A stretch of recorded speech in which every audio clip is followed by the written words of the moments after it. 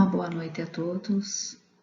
Gostaríamos de agradecer ao bom Deus pela oportunidade de estarmos, através deste recurso, conduzirmos até vós algumas palavras dos seus ensinamentos que deixaste-nos aqui na Terra. Te pedimos, ó Pai, que ilumina todos os desencarnados que partiram vítimas desta pandemia e também que acalme os corações de seus familiares, para que entendam que suas missões aqui na Terra já foram concluídas. Te pedimos, Pai, que nos ajude nesse processo evolutivo, guiando-nos e trazendo-nos sempre a luz da verdade. Que assim seja. O tema, então, da nossa palestra de hoje é a questão do progresso. E o que é o progresso para nós iniciarmos? O progresso é, então, a aspiração pelo melhor, pelo bem, é a prova da existência em nós de um princípio superior, de alguma coisa grandiosa, poderíamos dizer quase divina, que nos encaminha para destinos mais altos, que nos lança sempre para frente, nos domínios do pensamento e da consciência. O progresso, então, é uma lei que se realiza independente da vontade do homem. E, segundo o Espiritismo, o sentido do progresso abrange a ideia de perfeição e aperfeiçoamento. Então, pensemos o seguinte: se o Espiritismo nos traz aí uma reflexão sobre a questão do progresso, nos trazer uma ideia de perfeição ou de aperfeiçoamento, e ele vai acontecer independente da vontade do homem, todos nós então estamos fadados a realizarmos um certo progresso neste momento em que estamos aqui encarnados. Então poderíamos dizer que ninguém permaneceria inerte, sem nenhuma ação nesta existência. E a pergunta 778 do livro aí dos Espíritos é: pode o homem retrogradar para o estado de natureza? E os Espíritos nos respondem: não, o homem não tem que progredir incessantemente e não pode volver ao estado de infância, desde que progride e porque Deus assim o quer. Pensar que possa retrogradar a sua primitiva condição fora negar a lei do progresso. Então, o que é o estado de natureza? O estado de natureza, na verdade, é a infância da humanidade. É lá o nosso ponto de partida do nosso desenvolvimento, tanto intelectual quanto moral.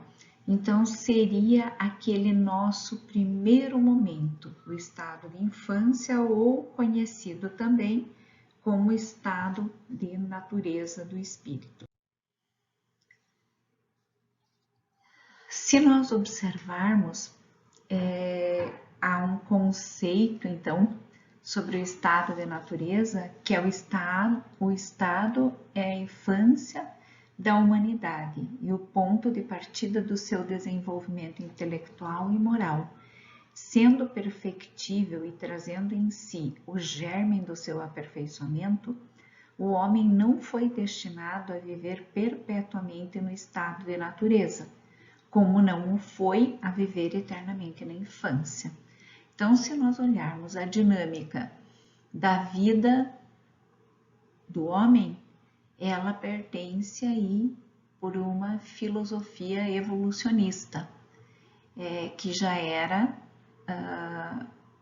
bem desenvolvida e bem discutida por Charles Darwin lá na Teoria das Espécies. Então, o homem ele foi se evoluindo ao longo do tempo, marcando que a inteligência dormia então na planta e depois ela progride tanto o lado da inteligência quanto o lado moral. Então, no início, o homem ele tinha uma inteligência bem pouco evoluída. E na medida que ele foi passando pelo processo aí de evolução, ele foi aprimorando tanto a sua inteligência quanto os seus princípios morais. E na lei do progresso, a pergunta 779 nos diz: o homem se desenvolve por si mesmo, mas nem todos progridem simultaneamente e nem do mesmo modo. Então, cada espírito tem aí o seu tempo para se desenvolver. Então, eles não vão evoluir todos do mesmo modo e nem mesmo todos ao mesmo tempo. Então, o homem nasce simples e ignorante, com o espírito, eu diria assim, imperfeito, e através da lei do progresso, ele vai evoluindo, se transformando em um espírito bom e chegando um dia ao alcance de um espírito puro ou da perfeita perfeição. Mas para isso, ele precisa muitas encarnações. Ele precisa participar aí de uma marcha evolutiva constante. E a pergunta 780, o progresso moral acompanha sempre o progresso intelectual? E a resposta dos espíritos é: decorre deste, mas nem sempre o segue imediatamente. Então, o nosso processo evolutivo intelectual, ele nos traz aí a sabedoria, a compreensão dos fatos, o conhecimento, a informação através da inteligência e da nossa memória. Então, é a nossa parte racional, o nosso progresso intelectual. E a nossa evolução moral trabalha com os nossos sentimentos, com a nossa emoção, com as nossas sensações, com os nossos instintos, vinculando aí o desejo e a imaginação. Então, sempre o emocional vai estar vinculado ao progresso moral. As nossas experiências, elas estão sempre vinculadas aí aos nossos aprendizados. E a nossa vontade é que move esse nosso processo evolutivo. Então, nós, como homens, não podemos interromper o processo evolutivo, não podemos regredir, mas podemos ficar, sim, estagnados. Ou seja, quando não temos a vontade do processo evolutivo, podemos ficar aí parado no tempo. E a pergunta 783, ela nos diz: segue sempre marcha progressiva e lenta o aperfeiçoamento da humanidade? E os espíritos nos respondem: há um progresso regular e lento, que resulta da força das coisas. Quando, porém, um povo não progride tão depressa quanto devera, Deus a sujeita de tempos a tempos a um abalo físico ou moral que o transforma. Então, se o homem não participa de um processo evolutivo normal, Deus pode sim nos prover algumas condições para evoluirmos através até mesmo da dor.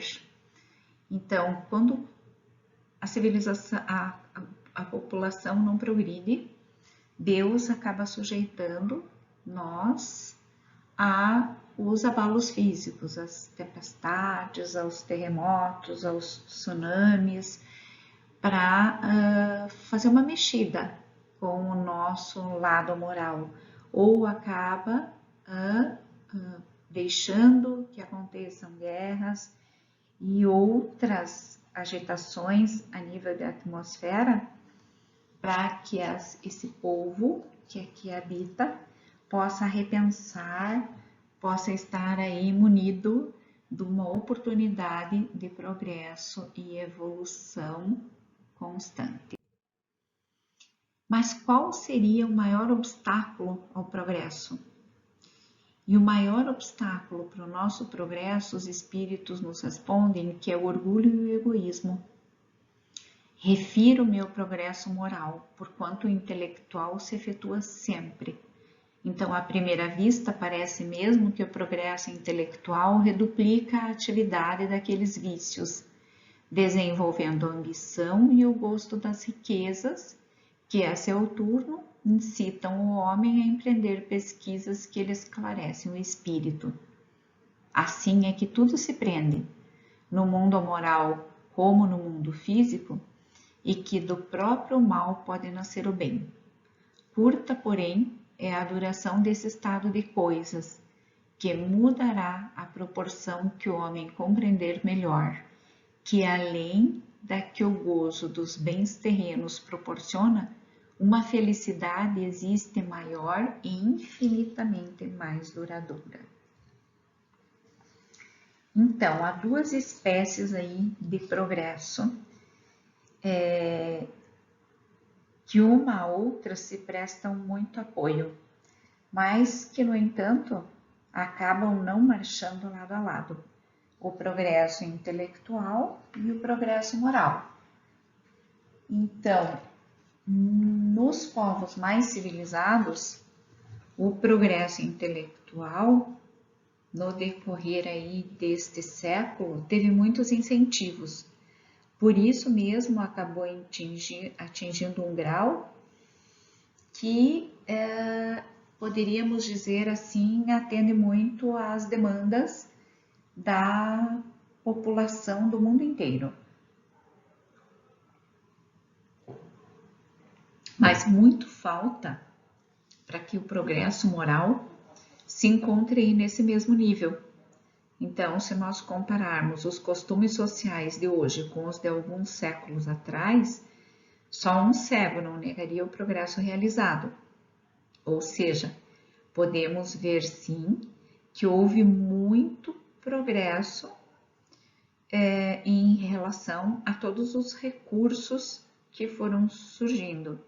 Mas podemos também dizer que talvez o progresso moral não acompanhou tanto quanto, ou não cresceu tanto quanto o progresso intelectual.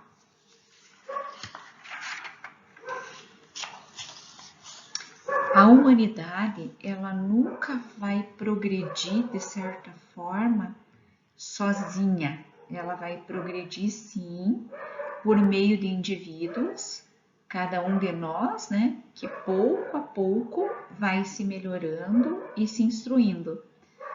E aí tomando a dianteira, ou seja, aqueles povos mais evoluídos vão tomando a dianteira e auxiliando aqueles menos evoluídos. A pergunta 793, ela nos leva a refletir por que indícios, então, se pode reconhecer uma civilização completa. E aí os espíritos nos dizem, reconhecê-la-eis pelo desenvolvimento moral.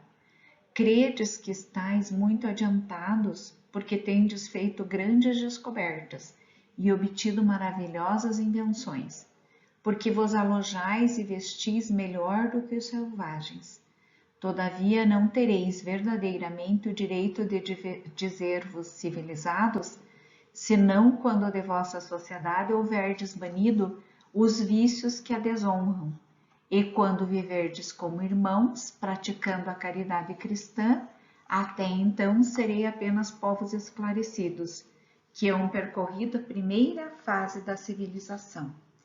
Então, a civilização, como todas as coisas, ela apresenta diversas gradações. Uma civilização que se considere, então, incompleta é um estado transitório, que acaba gerando aí males especiais, desconhecidos do homem, no estado primitivo. Então, à medida que a civilização vai se aperfeiçoando, faz cessar alguns dos males que gerou E esses males vão desaparecendo todos com o progresso moral. Então, as civilizações, elas podem chegar aí no ápice evolutivo moral. Nós não podemos pensar que só porque estamos mais adiantados, através das grandes descobertas que fizemos e das nossas invenções, podemos estar acima realmente de muitas outras civilizações. Seremos apenas, como a pergunta nos diz, povos mais esclarecidos, que percorreu aí somente a primeira fase da civilização. A civilização, então, ela acaba criando novas necessidades para o homem, relativas até à questão da posição social que ele ocupe. Então, quando nós dizemos que o maior obstáculo do progresso ainda é o orgulho, é por conta de que muitas vezes, com o nosso desenvolvimento intelectual, com as nossas paixões, com a nossa alimentação ao nosso ego, nós nos tornamos aí orgulhosos, perdemos a nossa humildade e nos achamos num processo evolutivo muito bom. Mas poderíamos dizer que desta forma tivemos aí um processo evolutivo somente material e o moral. Ficaria esquecido? Ficaria abandonado nesse processo dessa existência? Poderíamos assim nos perguntar, né? No estado atual da sociedade, a severidade das leis penais não constitui aí uma necessidade?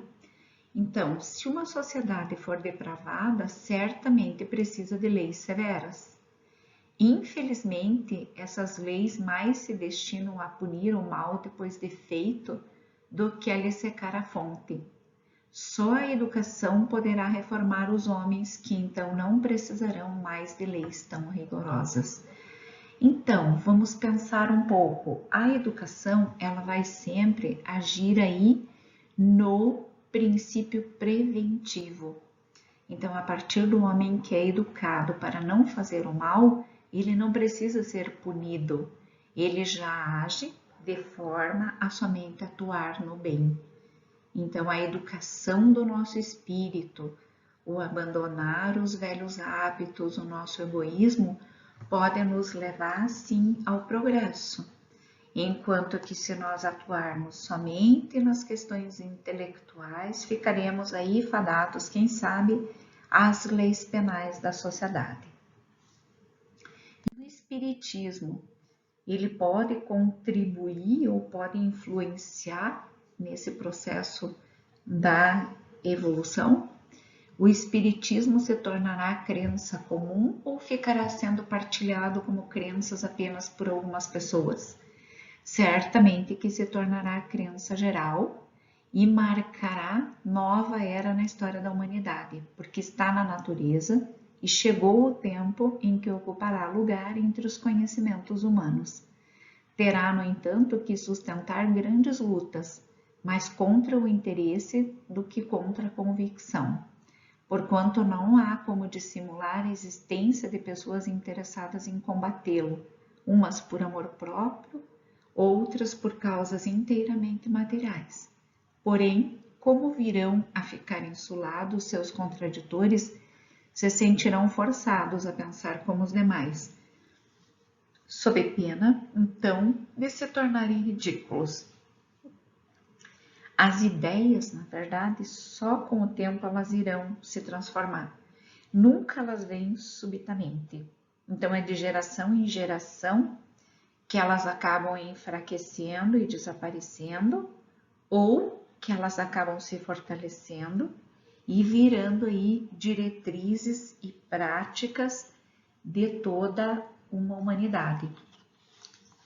Como o processo evolutivo ele não acontece aos saltos, mas sim através de uma caminhada lenta, o próprio espiritismo pode também estar participando neste processo de uma forma gradativa, mas sempre acompanhada do amor divino do nosso Pai e dos ensinamentos que a nós Ele deixou.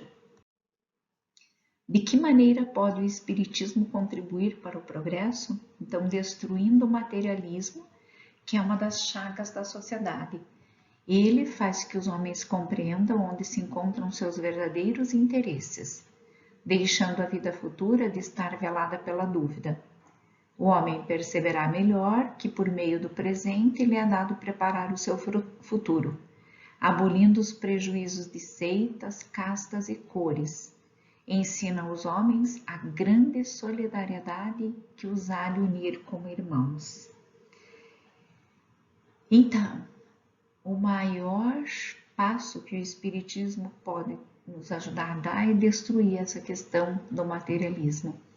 Através da destruição do materialismo, nós podemos se preocupar sim mais com a vida futura, que é a que deveria estar ocupando a maior parte do nosso dia. Nós devíamos nos preparar para as outras encarnações também, mas nós ainda somos muito vinculados ao materialismo. Então, trabalhamos uma encarnação inteira para adquirir bens materiais, para a nossa evolução material. E às vezes não nos lembramos do processo evolutivo do espírito quando nos encontramos aí num momento de dor. E aí achamos que já é tarde demais e logo aquela dor passa e nós voltamos para a nossa evolução material. Então, este momento em que estamos passando é um momento muito oportuno para mudarmos os nossos comportamentos, para deixarmos esse homem velho que existe em nós e partirmos aí por um processo realmente de progresso do nosso espírito. E visto que o Espiritismo tem que marcar o progresso da humanidade, por que não apressam os espíritos esse progresso por meio de manifestações tão generalizadas e patentes que a convicção penetra até nos mais incrédulos? Desejaríeis milagres, mas Deus os espalha a mãos cheias diante dos vossos passos, e no entanto ainda há homens que o negam. Conseguiu porventura o próprio Cristo convencer os seus contemporâneos mediante os prodígios que operou? Não conheceis presentemente alguns que negam os fatos mais patentes ocorridos às suas vistas? Não há os que dizem que não acreditariam mesmo que vissem? Não, não é por meio de prodígios que Deus quer encaminhar os homens. Em sua bondade, ele lhes deixa o mérito de convencer-se pela razão. Então, finalizamos essa nossa palestra de hoje, pedindo ao bom Deus que nos auxilie nesse processo evolutivo, mesmo marcado aí de algumas dores, para que nos dê a força, para que nos dê a paz e para que nos dê a compreensão de que realmente somos necessitados de várias reencarnações para atingirmos aí um dia nosso processo de perfeição. Muito obrigada a todos e uma boa noite.